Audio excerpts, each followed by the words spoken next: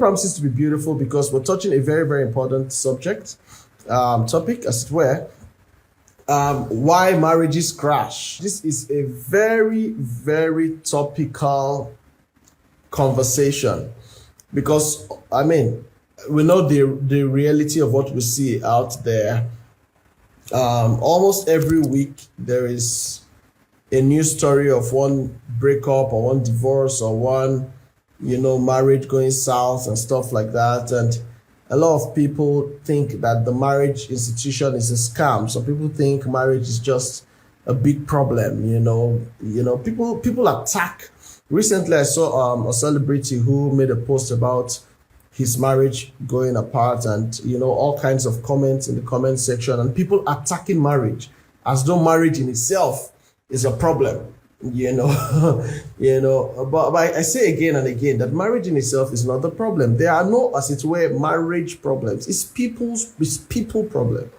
People take their challenges into marriage. Okay, people take hurts, trauma, ignorance, a lot of things that people don't know, they don't learn, they take it into marriage. And at the end of the day, you see, because they have not learned the ropes, they are not able to navigate the waters of marriage. And it makes it look like marriage is just a difficult place. No, it's not. Okay, if you've listened to us or if you've seen our materials, we'll try to inspire you to know that a blissful marriage is possible and you deserve it. And that is why we do all that we do in the Single and Ready Club with the Love Code with Maisie, to let you know that a blissful marriage is possible and you deserve it. You see, there are two different things there. First, the knowing that it's even possible, all right? And then secondly, accepting and telling yourself that if this thing exists, then I can experience it. I deserve to experience it. There are certain people who have removed themselves from the good things of life. For whatever reasons, valid or not valid, they just excuse themselves, because they feel like they are not deserving, they are not good enough. Such great things don't come to people like us, you see. And for those kind of people who feel that way about marriage, I'm here to let you know that you deserve a blissful marriage, irrespective of how many times you've been jilted or the number of relationships that didn't work, or stuff like that. You need to be reminded that a blissful marriage is possible. If you're not experiencing it yet, there are certain things you need to learn. But I make bold to let you know that there are people experiencing blissful marriages around you. Yes, you might not see them all over the news, all over social media. They may not be the ones who are posting pictures and flowers and all those nice things every day, but they're having wonderful and blissful homes. All right, so it's possible and you deserve it. So first of all, accept that it's possible to have a blissful marriage. Accept it. All right, whether you understand how or not. By God's grace, today's session is going to throw a lot of light, in that area. And then also tell yourself that I deserve it. I just want to inspire you to know that you deserve it. All right, if you're struggling in your marriage and you're hearing me right now, there is a way out. You can actually get things back to rosy. All right, if you're not yet married and you're scared, you're wondering, is it ever going to be beautiful? I'm also here to let you know that it can be beautiful. You need to learn the ropes. All right. And so today I have these fantastic guests. I'm very humbled to have these people I'm about to bring up, grace tonight's session, and I'll tell you why I said so, because one of the persons who's going to be joining us, they're a powerful couple. One of them happened to be my trainer in one of the certification programs I did in making this switch into family life practice. Okay. And I'm talking about the person of Mrs. Chidinma Nwobi. All right. She's the director of studies at the Institute of Family Engineering and Development.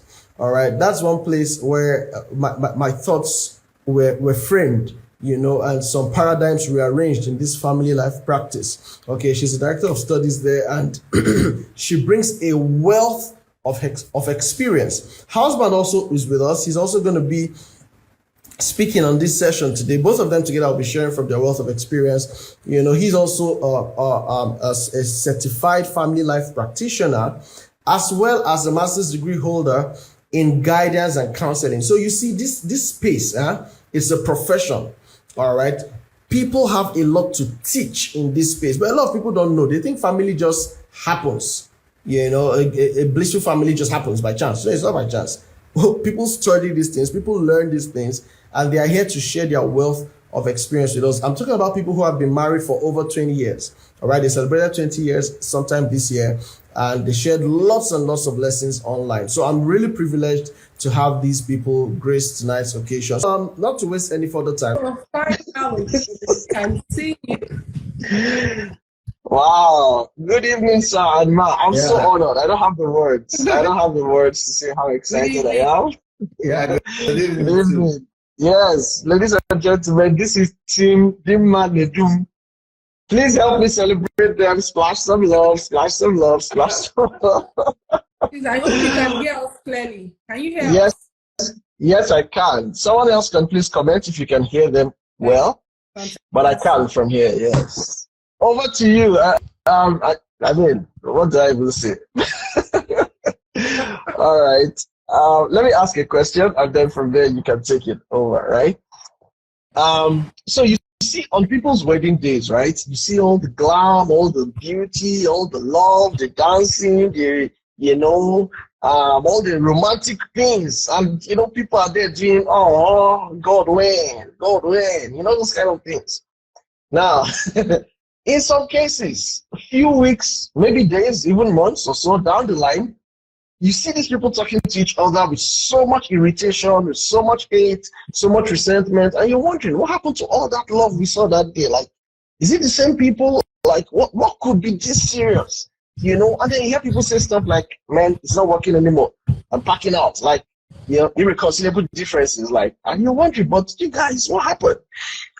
So, I want to hear from you. Like, I mean, you've been in this space both professionally and experientially. Me, I'm still in the amateur league experientially. All right. But I want to hear from you. What really transpires? What happens between that wedding day where there's all that love and when it's like there's no more love for each other? Is it possible that the love disappeared, or like what are the things that could cause this as we navigate this conversation on why marriages fail? So over to you, sir and Matt. Thank you so much. All right, Chemeze, thank you so much for having us, and it's our pleasure to be here. Like I said to you, it's important that we're having these conversations because a lot of young marriages are crashing. And then many young people are afraid to commit in marriage because we just hear stories of doom and all of that. Yeah. And Nedum and I, in celebrating our 20th wedding anniversary in July this year, we said, you know what? Let's take this advocacy for preparing for marriage as our legacy project. Like, there is a conscious need, like almost an emergency, for young people to learn how to prepare for marriage. And coming back to your question, when you were asking that question, what just came to my mind immediately was a lot of young people focus on chemistry and do not have conversations about compatibility. So it's important to have shared interest, shared passion, like fund the relationship with spending time, having conversations and all of that.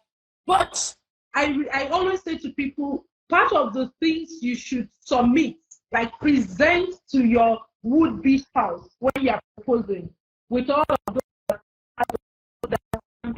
it's a document that describes you. Like literally, when you are proposing, will you marry me? You should be giving that person this document to say, would you do life with a person that is described here? And that document should carry your values. What makes you tick? Why are you alive? What makes you make the decisions you make? Carrying your authenticity, representation of who you are and everything that makes you up.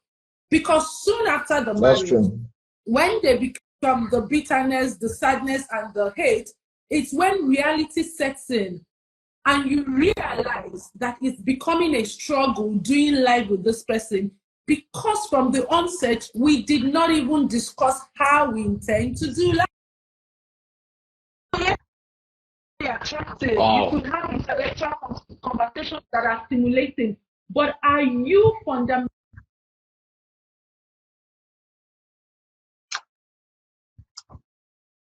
make joint decisions, right? Do your life priorities align?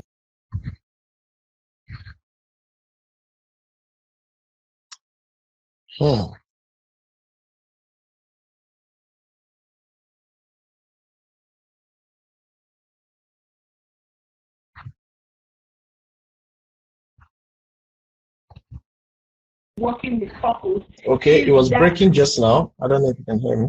Okay, can you hear me? Okay, yeah, I can hear you, but I missed from the parts where you said, do your life priorities align? I missed the things you said after that. Okay, and I was saying that even for those who may have a good sense of chemistry, a good sense of compatibility, one other thing that could quickly challenge them when they get married is that they leave conversations around how we will run our lives hanging. Like they don't discuss. How are we going to govern this home? What will be our style of leadership? How do we want to communicate? What will be the communication codes? What will I tell you? And you know that this conversation, I'm not enjoying it anymore. Like we need to halt. How do we plan on domestic management? Because life will start immediately they come together. And if they don't have these systems in place, it's going to be a challenge. And again, if you take it back to the fact that they may not be having shared ideologies and values, then it just becomes one argument to the other and the other and the other. And it's important to notice that in reality, even people who have shared values, and I'm going to share this. So early on in our marriage, I come from a closely knit family that like everybody's inside everybody's business. There is no like I'm doing my thing, my brother is doing my thing and all of that. Okay.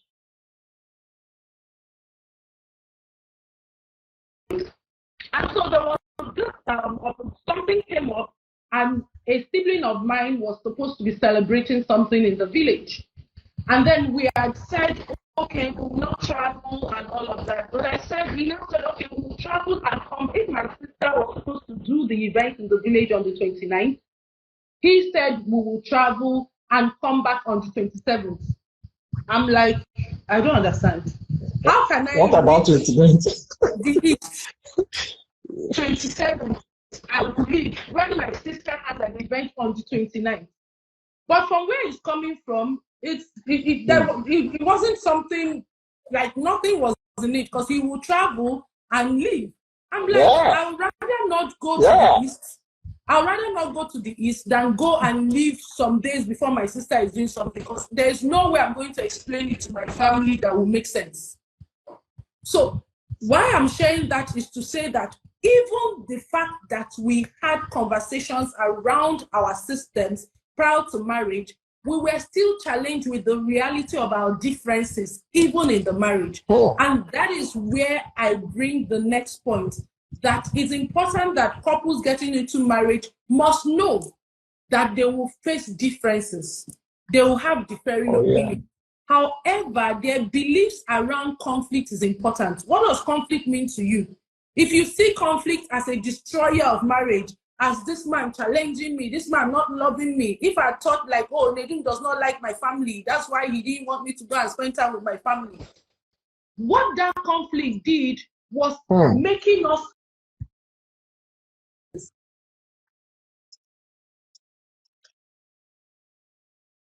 understanding ourselves better, understanding our partners better, and now seeing it as an opportunity for growth to further align our compatibility. Then it will make a difference because no matter how much you prepare for marriage, marriage will confront you with your differences. But what is your perception about conflict? True. Okay, yeah. True. To add to that is a lot of people prepare for the wedding, which lasts for a day, and not prepare for the marriage, which lasts for a lifetime.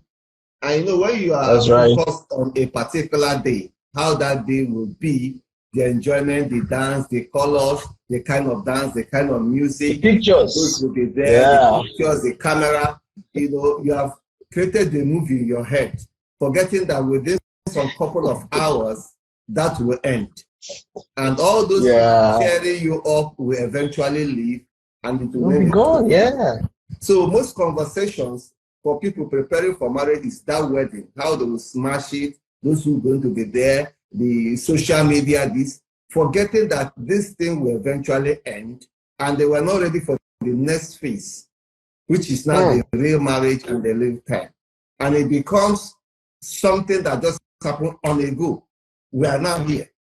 We didn't talk about here. Yeah. We are finished and we didn't discuss about this phase.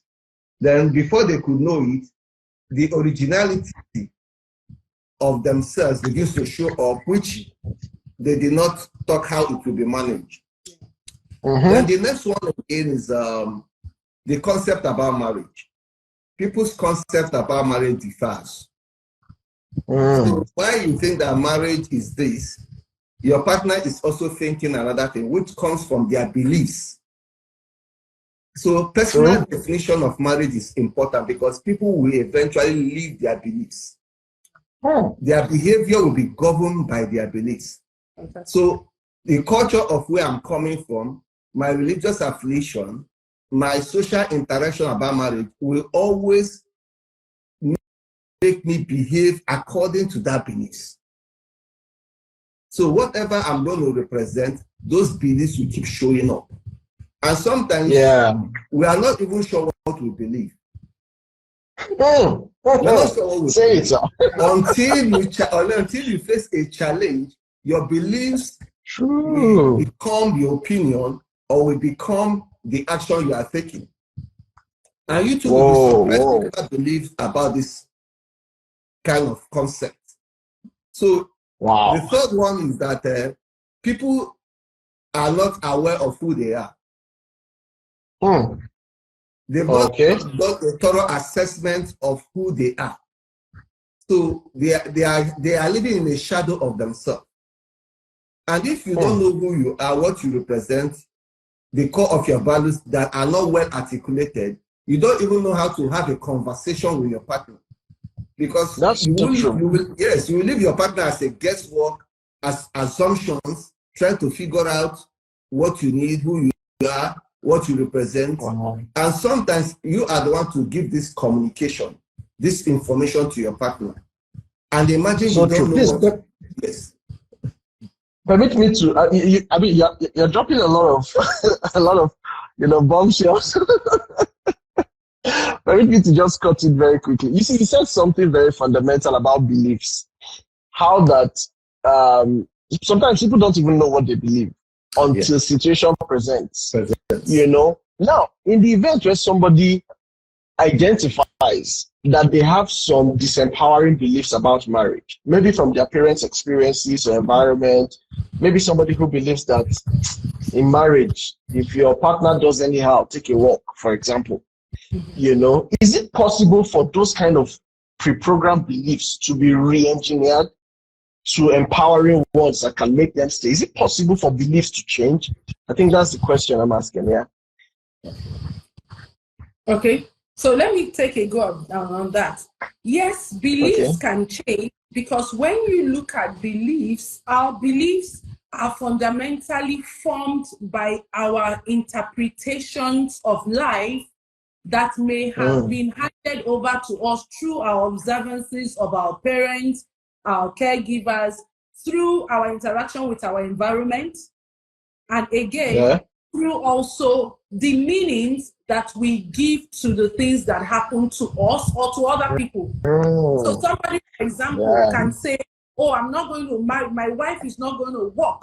She has to be a sit-at-home woman, because he heard a story of a woman who was working and, the boss toasted her. She wanted to rise in her career and she, had a affair with the boss. So that's how that belief comes up. So that means that if the belief is as a result of an interpretation, if you change your interpretation or you are changed to a more empowering interpretation, then your beliefs can change. So when it comes to marriage, what I would say to people in marriage is, I don't care what your beliefs are. They don't have to be similar to mine. The important person your beliefs have to align with is your partner. So Oh. if I believe that women are supposed to be under a man as a woman, and the man also believes that women are supposed to be under a man, that means both of them align. That's the Yeah, you're concept fine. of being equally yoked. So they are fine. Yeah. Go ahead. So where Yeah. does a couple need a belief change? And I think it starts from premarital. That's why what you're doing, Chimeze, is very important. Yeah. Like starting from the onset. There are many people that are already married, and then they are confronted with the realization of their beliefs, but they are already entangled.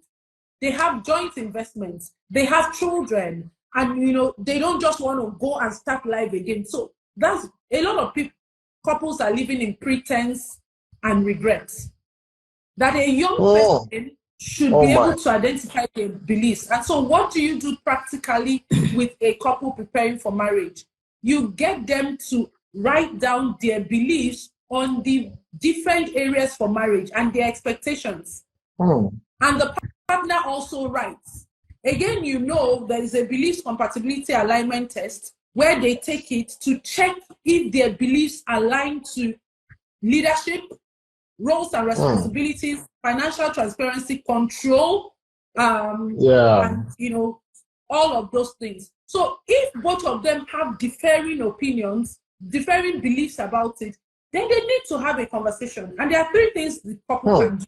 Is to ask themselves, will this belief take us to our predetermined destination? And that sadly also exposes the fact that many people just get into marriage because, hey, I'm in my 20s, I've gone to university, I got a job, so the next thing to do is marriage. But ask anybody getting married, why do you want to get married? If you're unable to answer why you want to get married, and why you want to get married to the person you want to get married to, then you should not even be getting married, because that means that your marriage readiness has some comma in it. So if you understand what you want to jointly achieve in marriage, then the question now becomes, will this belief lead us there? To that place, yeah. And if it's not going to lead us there, what must we believe that can lead us there? So we both align what we believe, and if that is out of our repertoire, like maybe I didn't see that.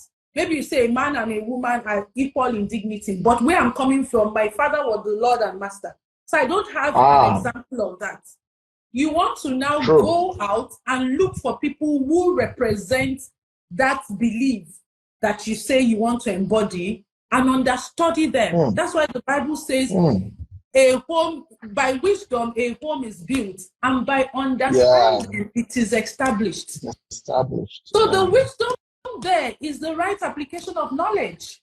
And how do you get knowledge is what you should be interested in, by information, by modeling, by observation. So it doesn't matter for how long, because I hear this a lot. Somebody will say, I've believed this for 30 years. I cannot just change overnight. Is it serving you?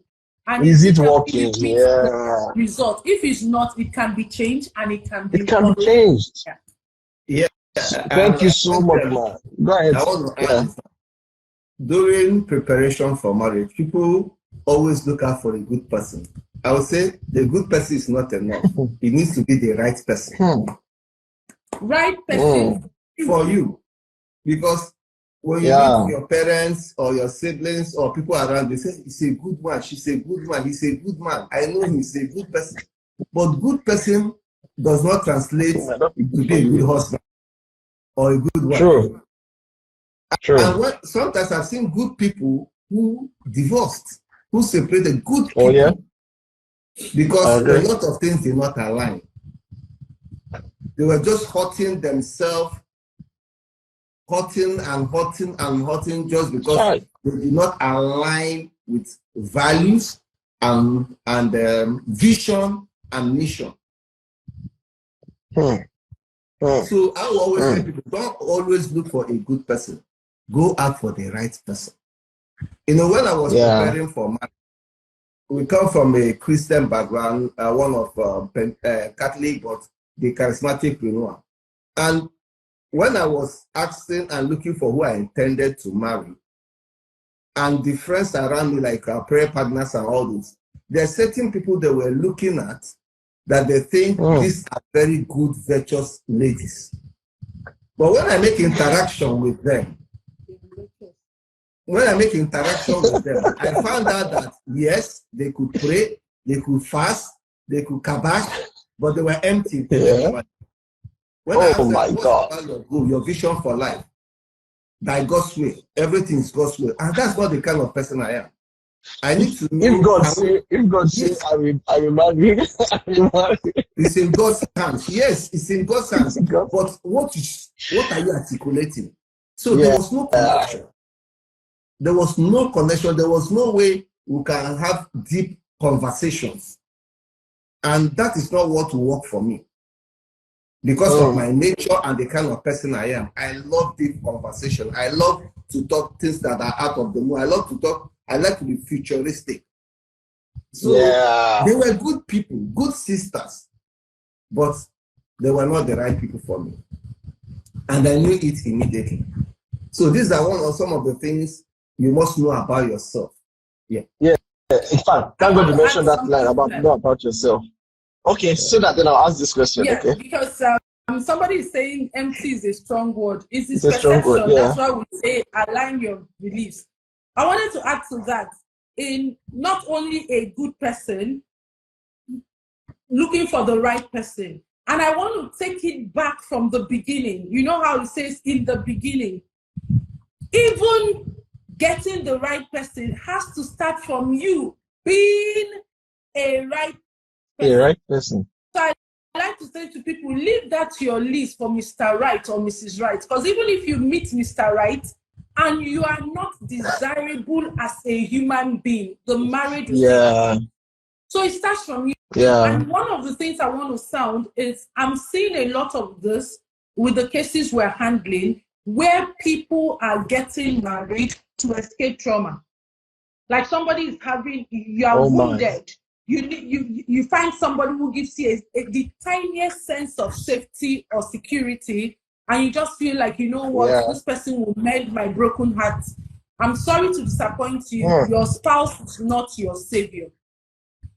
True. If you get into marriage without dealing with your emotional baggages, you will wreck that marriage. Starting first of all, because by the time all of the whatever settles in, and you begin to see that the emptiness you thought the marriage could feel for you, it didn't feel it.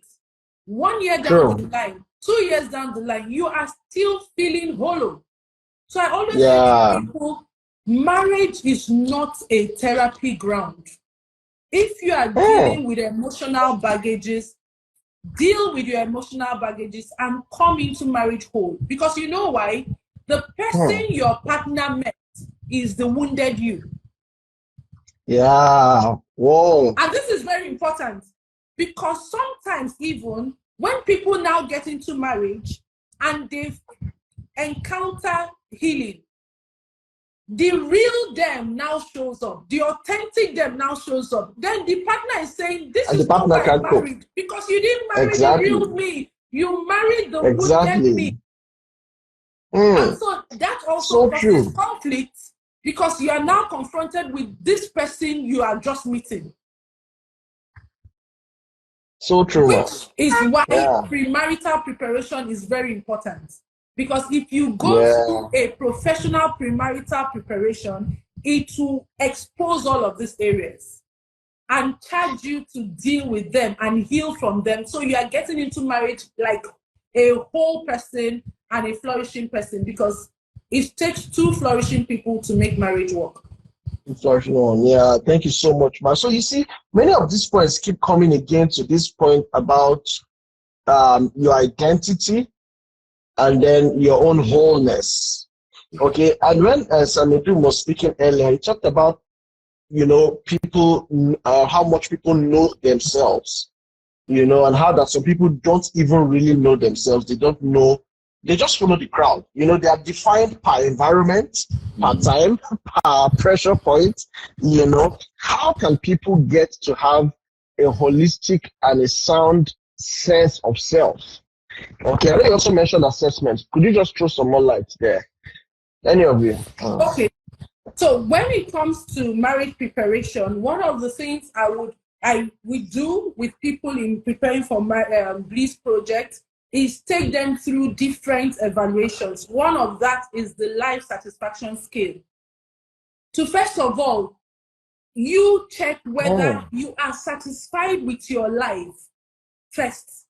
Because if you are not satisfied the markers of life satisfaction is one thing in your life, then maybe you shouldn't get into marriage at that moment, because you will make a mess of it. And so such assessments as that, they are assessments that also check for your emotional state, your mental and emotional state, so that you know if you are whole enough. But the basic thing a person can do, like I always remind people, you cannot successfully continue to lie to yourself. So even you as a person, self-evaluation, without even having to take the psychometric test, you know deep down in yourself how you feel about yourself.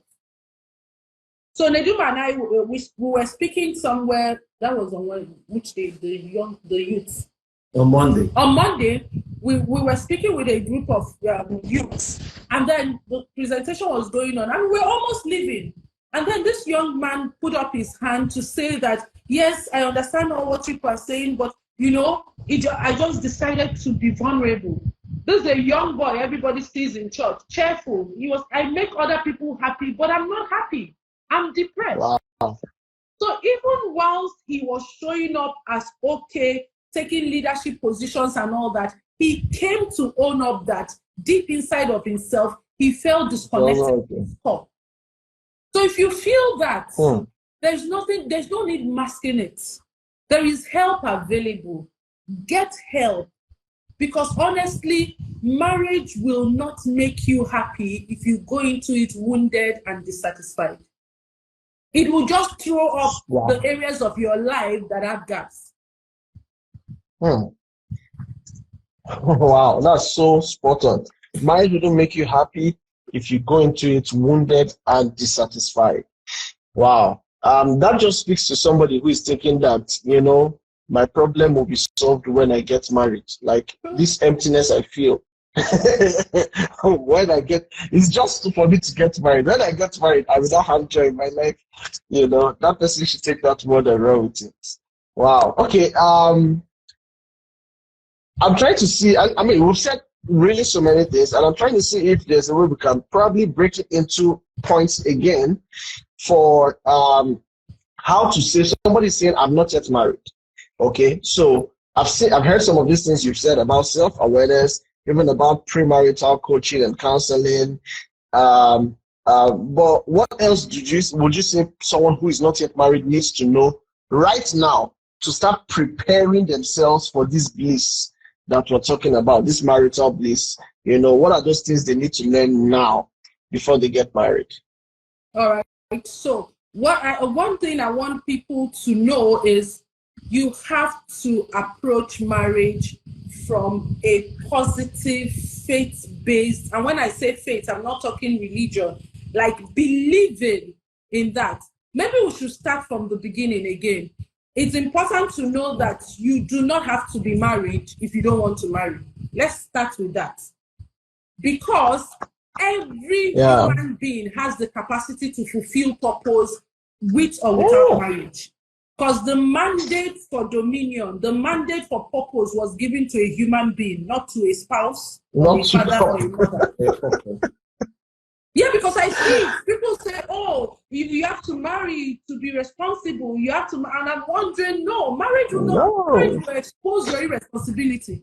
Oh, so that's so true. Then if you now choose to marry, that means that you have chosen to engage in what we consider the most intimate relationship that God has ever created. Ever. Yeah. And unlike what some people come to shout on social media that marriage is not an achievement, I can refute that from now till next year with empirical evidence why marriage is an achievement.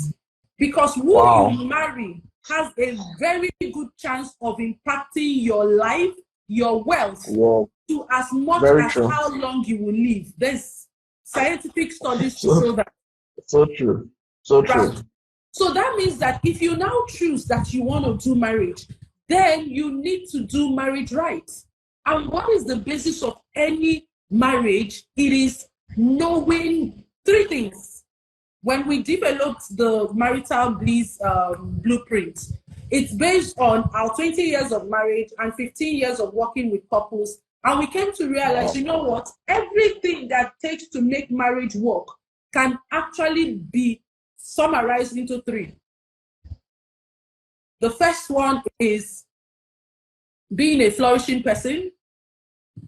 Yeah. The second one is being a flourishing team. And the third one, having flourishing systems. So I'm going to just break one or two, and my husband will take the number three because he's the father of systems. Me, I'm a baby system person. Because by makeup, he's wired to the systems, right? Okay, and so when I say being a flourishing, desirable person, it stems from the fact that even if you check the root word of desirable, it means something you warm up to, something you want to have. So how much of yourself, like I ask people, if you were the only person you could marry, will you marry yourself? Given what you know about you, your habits and all of that. So anybody who wants to get married, that is a single right now, and you have it in mind of getting married, the best thing you can do to yourself is pay attention to your personal development. Get to know what makes you tick. Because if you enter into marriage without a personal value system, your partner will toss you up and down. You will get irritated, but it will not be your partner's fault because you did not introduce your authentic self to them. Because if you do not know who you are, how do you tell somebody who you are? Because whether we like it or not, to a very large extent, we determine how people treat us. And so if you know your values and you get into a relationship and the person is not treating you how you should be treated, then that means you have to pull up your boundaries.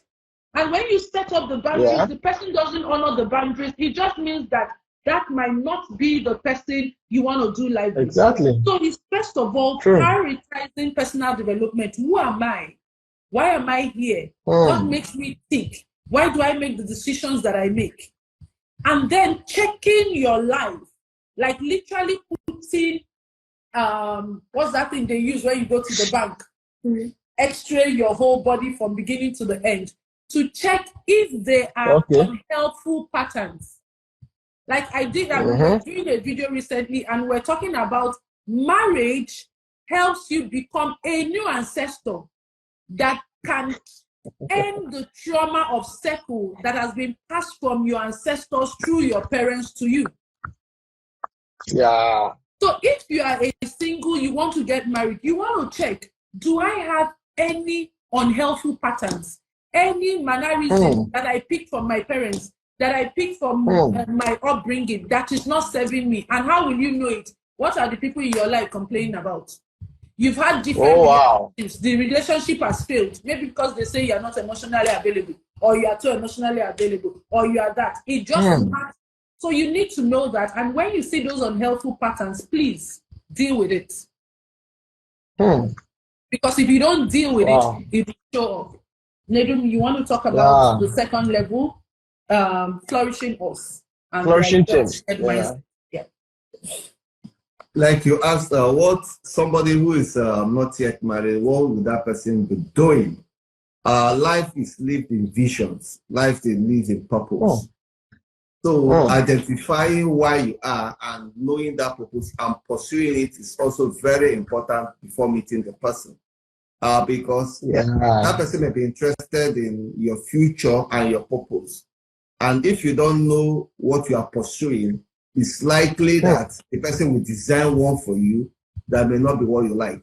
And this was a question I asked Dinma before marriage, and I asked her, this is what I have in you. I come from Anambra, Nnewi local government of so many to be precise, where mostly women are stay-at-home wives. And anyone who has a provision store, a supermarket is in fact means that your husband loves you so much to allow you to do something. And many of my uncles and my father actually had either a stay-at-home wife or someone at the supermarket. So this was the idea I inherited from my upbringing, and that was what I also designed for my intended partner. So when I told her that, said no, she wants to be a career woman, she wants to work, she wants to do some certain things, and I said okay. Immediately I dropped that opinion and that version of the idea of the wife I was believing to have. If we didn't have that conversation and she was bold enough to say, prepare what for who? You know, so that conversation was a turning point because she has a purpose, she has a vision, she has a future she also wants to pursue. And nobody should die at the altar of marriage just because you're married. That's the most frustrating kind of person you will ever be. Yeah. So true. Because what you marry is character and not profession. So the person can switch profession, the person can switch career, but the character of that person will still remain despite whatever profession or career path the person pursues or changes. So pursue your purpose and build your character. Say that. Yeah. I want to add to what Nedum said there. Something stood out for me when he was talking about the conversation we had. And it's interesting too. So what I'm also saying to that person, whether you're single, whether you're engaged to be married, you need to be bold to have what I call hot conversations. Because many people say, let me not say it so that you will not be offended. Maybe when we now marry. No. And it comes from how much you know yourself and how much you value your worth. Because if you know yourself, like Nedum said, I already had a dream for myself. How can you now come and decide that my dream will be to have supermarket? I don't understand this. Today we had the conversation, I don't know. All of my life, I got married at 26. So at 26, so that's why marriage preparation starts from even adolescence. Where your parents expose you to personal development. So that, because if I didn't know what I wanted, I would have just likely, the Lord is shacking us, I will succumb to what he wants. And then as I get there, I will be frustrated because it does not represent my core.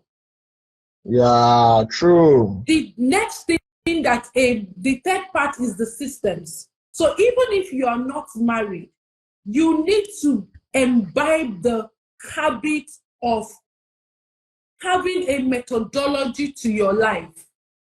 So that when you meet the person you're getting married to, it's already a lifestyle. Some people just wake up, eat, go to work, come back, like no structure to their life. I remember 2 years into our marriage, we read the book, which we always reference. We got married July 2003, and we read that book sometime in 2005. And it was the 7 Habits of Highly Effective Families. And that literally changed the direction of our lives. Prior to that, when I was single, I read the 7 Habits of Highly Effective People. And that's where I started building system for myself. The book talks about vision, structure, processes. And I began to figure out how we think, because whatever you have vision and passion for, there's a process to it. And if you become a system and a process person, once you get married, one of the things you are going to be engaging with your partner is how do we put system and processes to our goals, to our living together, to our dreams, to our roles and responsibility. You understand management, because that management has to take management to function, management to succeed, management to be sustained. So lacking management principles will be one of the things that make marriages separate at the early. And let me tell you something very fundamental in addition to what Nedum said, which is very important. So sometime within our 20 years of marriage, one day he brought out his vision book and, you know, gave it to the Vision children to read. Yeah, his personal vision book, not even the family one. And this he had written before we even got married. And we met then, before we met. And in that book, he had described the kind of husband he wanted to be and the kind of father he wanted to be to his unborn children. So I'm saying this for that single person. For that single person who is saying, I don't have a fiancé, I don't have but do you understand? Because the science of luck, in recent times, when we started talking more about our marriage and all of that, people start saying, you're lucky. I got a mail yesterday. Somebody said, Madam, you're just lucky. You're just lucky. And I said, you know what? Luck is a learnable process. And I'll make a connection. One of the ways of activating luck is to notice and act upon opportunities in your life. And there's one common saying that if you do not know what you want, even if the opportunity was standing right in front of you, you will miss it. You won't recognize it. Yeah. So because he already articulated the kind of husband he wanted to be the kind of children, the universe is designed to present our wishes to us. Yeah. In psychology, they say that the universe conspires to make your dreams come true. So he already knew what he wanted. I, on my own, as a voracious reader, it's important to also say that I changed career because of family, right? Yeah, you're in banking, right? Not even before banking, right as a JS3 student, I wanted to read law. Oh, wow. And a family friend of mine said to me, female lawyers don't make good wives. Of course, I know that he didn't have the right information. But on that premise, I disengaged from my interest of reading law. I'm using that to say that even the concept of family and what I wanted as a family was already a part of me as a JS3 girl going into S1. So it doesn't matter how old you are, you can desire what you want and the universe will conspire to bring it to you. So true. Because that is how life So that means if you don't even know what you want, how would you identify the right person when they show up? Yeah. That's why I said in the beginning that it's important to discover who you are and who can align with your values. Yeah, we can't overemphasize. Like I said, she said, true. I wrote the kind of person I want to be, and I found out that the kind of marriage I desire, I can't get it even when I get the right woman. Because I need to change certain things about me. Yourself. Yeah. Certain things about me. And I started to work on that. In fact, I bought a puppy dog. I like everyone clean, very, very clean. When you come into my house when I was single, I'll just tell you, put your shoes outside. Don't even step into the flat with your shoes. That's how, once somebody leaves, I start vacuuming the place. And so everything about me most times was about me. So buying the little dog that I will clean the poo-poo, I will bathe, was transferring my self-centeredness to be able to care for another person. Wow. So part of preparing for marriage is what are those disempowering habits, attitudes you have as a person that people are complaining about, even yourself know about it. Can you find a way to modify them? Can you find a way to deal with them? Can you find a way to be a more empowering person that can become a team-centered person? A team-centered person. That's very, very important also when you are preparing for marriage. There's a lot to glean from this. Really, I have questions. I have notes. I'm practically transcribing everything you're saying. But for time's sake, I want to take you back to something you had mentioned earlier about the program you created, the Marital Bliss Blueprint. You see, that word blueprint got my attention. So can you tell us a bit about this, your program, the Marital Bliss Blueprint, and then the Preparing for Bliss project? Can you just tell us about that a bit? Okay. So the Marital Bliss Blueprint is the methodology on how you can literally build and enjoy your marriage. And it stems from the best way, there's one quote that is foundational to even that blueprint, is that the best way to predict the future is to create it. So the blueprint gives you a methodology of how to dream the kind of marriage that you want and then translate it to reality by putting in place the structures that continues to develop you as a person. That continues to deepen your shared mindset, because you can't walk that blueprint without being equally yoked. And then it also guides you on creating the systems that you need to run your family that will deliver that script. So it's not just to have a vision. There is a methodology to delivering the vision that you have created. So that's what the blueprint helps you do. So when it comes to Preparing for Bliss project, Preparing for Bliss project is a 12-week marriage preparation process that we take intending couples through. So before our 20th anniversary, we were doing it on a one-on-one basis, like individual clients. But like you know what? We realized as we celebrated 20 that a lot of people need to start marriage right. Because if you are in this place, you find out people are already married and they are regretting, I wish I did this. Why didn't I do that? So if you are able to activate this blueprint on time, it saves you years of needless pain. It saves you years of needless sorrow. Okay, and that is what it is. But one of the legacy things we are doing is the Start Your Marriage Right, Enjoy for Life bundle.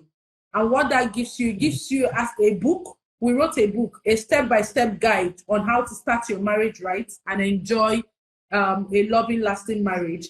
And you also get a chance to join us on a 2 days marriage preparation masterclass. All right, where we will break down, because like you said, time will not permit us to keep going. There's a lot to say. And there are lots of evaluations.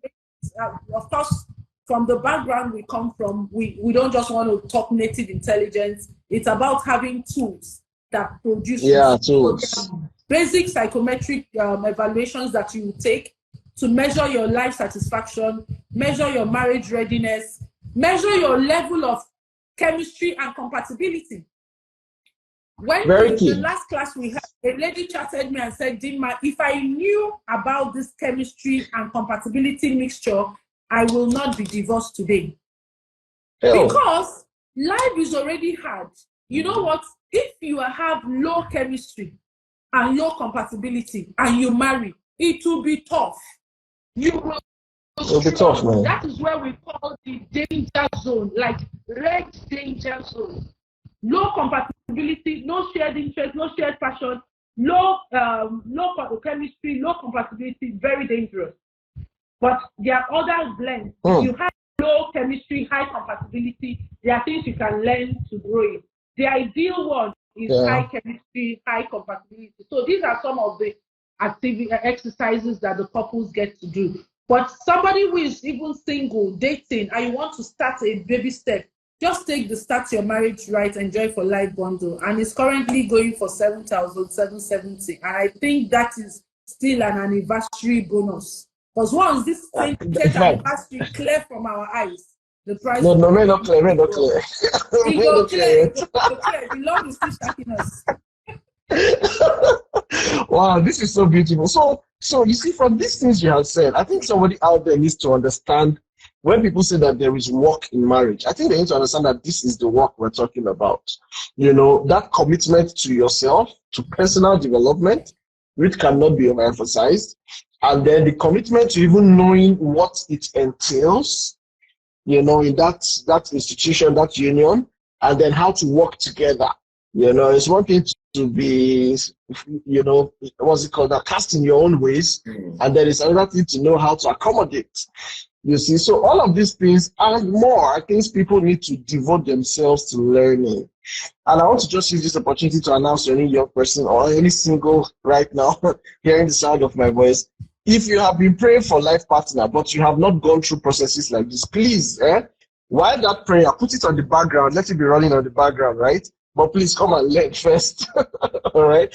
Come and learn, because with this information, with this knowledge, I believe your life will just get more purposeful. You know, in fact, people will begin to even appreciate that they are not yet married.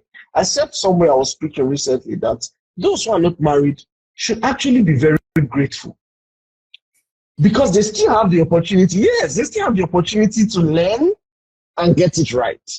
Not make the mistakes that many of their mates who are running into marriage without knowledge, just following the spur of the moment and kind of thing, you know, that yes, you still have the opportunity to learn. So I want to say to anybody who's still single, please, you still have the opportunity to learn, and please jump on these bundles. If you need more information about it, I will post about it. I would, you know, put it up so that they can contact DinmaNedum. That's why I can, you know, be a part of these bundles that you're talking about. This is my passion. This is why I'm doing what I'm doing, to help young people, you know, avoid those regrets, you know, and all of those things they see that make them think marriage doesn't work. Marriage can be beautiful. By God's grace, I came out from a very beautiful home. My parents to date, you know, in their marriage, from childhood, I experienced it. It was sweet. So I didn't know that marriages could. I didn't know that there was problem. I didn't know, really. I was shocked. One day I saw a man fighting his wife. It was out of this world. I could not believe it. You know, and that was, for me, the first introduction to seeing that people could have problems. I didn't know that it existed. All right. So that's why I want to inspire people to know that it's possible. In case they've not seen it anywhere, me, I've seen it. You know, and with this kind of systems you're talking about, people can learn how to now internalize it and then make it their reality. So finally, because of time, really, I try to close by 10 normally. What would be the parting words, both of you? I don't know who will go first, right? But in parting words, what do you have to tell us and everyone who's hearing you? Yeah, marriage preparation gives you a high ratio, a high percentage, and high probability of having a lovely and wonderful marriage. And we say that awesome, because we did a lot of preparation, a lot. We read more than 30 books, Bimbo State, Pastor Bimbo State. Anytime I'm buying two, I'm sending the cards to her. So the success of what we are enjoying today was the foundation of marriage preparation. And that saves us a lot of pain, a lot of anguish. And even when we're as young as 2-3 years in marriage, people were like, have we been married for 20 years or 10 years? So it's not a thing of today. And that can be because we did good, wonderful marriage preparation process. Wow. Thank you so much. Yeah, so much. I'm asking myself, Dinma, what is your last word? My last word to everyone listening to me is that you want to keep your belief that marriages work and that yours can work. It doesn't matter the stories that are out there. Remember, bad news sells.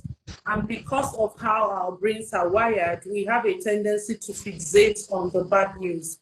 If you ever doubt that marriages work, just remember that on a day like this, you encountered this gray-haired woman and her husband who have been married for 20 years, and they tell you that marriage works. And no matter what anybody tells you, it is proven scientifically, marriage is the most intimate relationship where you can meet the 3 core psychological needs we have as human beings.